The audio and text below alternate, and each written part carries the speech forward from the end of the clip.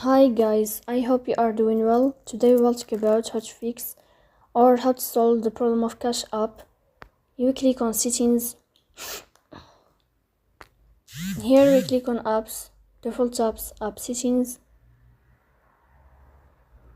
Here in this window you will search about the application of Cash and you will click here. In this window, as you see of app info, you will click here on first stop and you will click OK. Then you will enter to the window of storage and here we click on clear cache. Then you will turn off your Wi-Fi and you will turn on your Wi-Fi again. So please don't forget to support us by like and subscribe. See you next time and thank you for your watching and your attention.